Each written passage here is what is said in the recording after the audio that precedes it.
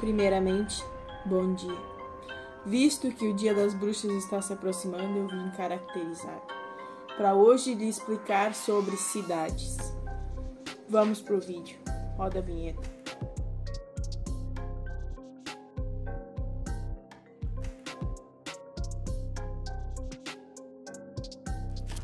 Bom, primeiramente eu gostaria de falar de duas cidades brasileiras, uma muito populosa e a outra pouco populosa. A populosa eu vou falar do Rio de Janeiro, que é a capital do estado, Rio de Janeiro, que foi fundada em março de 1565 e tem uma população atual de mais ou menos 6.745 habitantes, o que é muita coisa. Além disso, ela também é uma cidade muito densa, com aproximadamente 5.600 habitantes por quilômetro quadrado.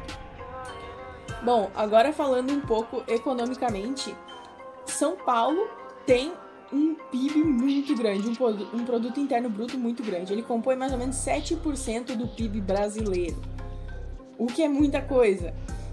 É mais ou menos lá pelos 620 bilhões de reais em uma cidade, 7% do PIB brasileiro. Pra tu ver o quão grande que é o negócio.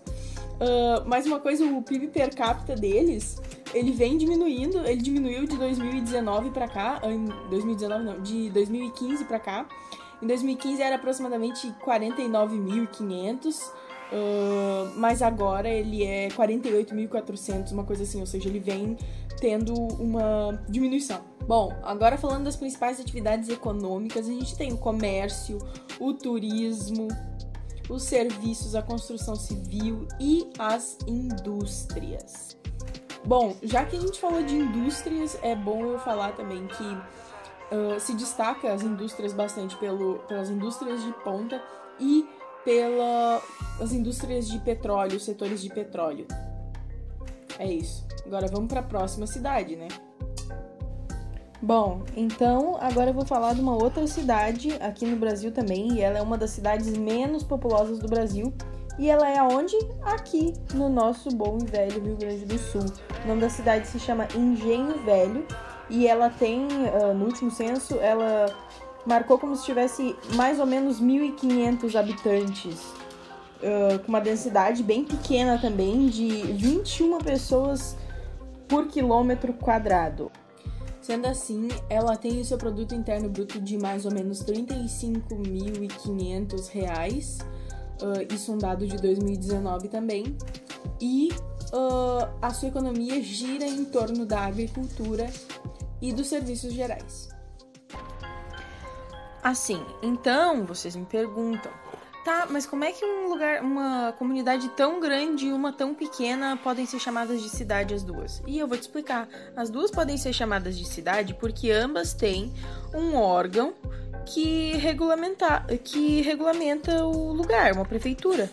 Então, esse é o critério para a formação de uma cidade. Precisa ter um órgão que regulamente ele, uma prefeitura e etc.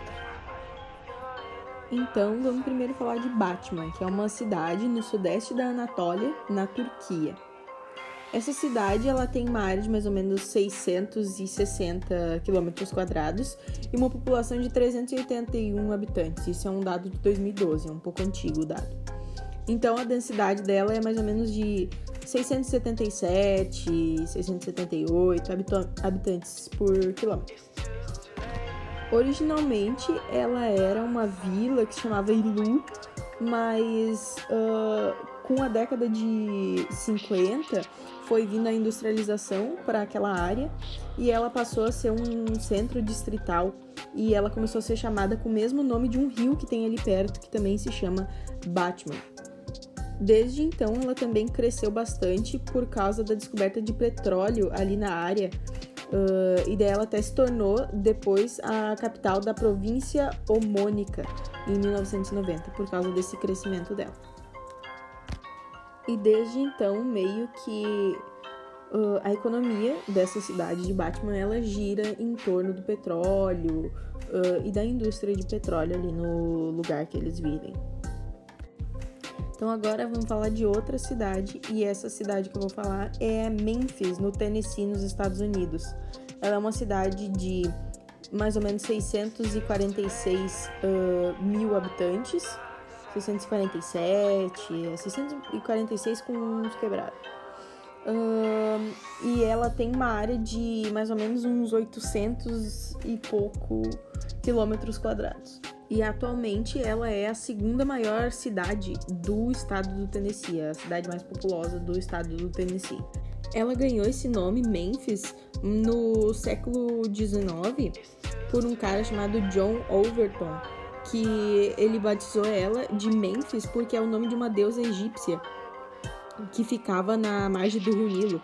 Então, como essa cidade ela é localizada como se fosse na margem do rio Mississippi, ele comparou com essa deusa aí, a cidade. E ela sempre foi, assim, antigamente, uma área de atração populacional por causa desse rio aí, que era muito propenso para agropecuária, era, digamos, bom para viver perto de um rio antigamente. E foi justamente essa localização dela que meio que resultou num crescimento industrial e empresarial, sabe? Ela atualmente passa muita ferrovia e indústrias, tipo rodoviárias de trens, não sei explicar, que conectam para o resto do país. Então, meio que a economia dela já é girada ao redor disso. Também o turismo, né? Porque ela é uma cidade que uma vez foi a casa do Elvis Presley, foi lá, e o turismo também é uma grande parte da economia dessa cidade. Bom, agora então vamos falar de Bangkok, que é a capital da Tailândia. Ela tem uma área total de mais ou menos uns 1.500 quilômetros quadrados e a população de 8.280.000 habitantes. Sendo assim, ela é uma cidade bem densa, com 5.200 e poucas pessoas por quilômetro quadrado.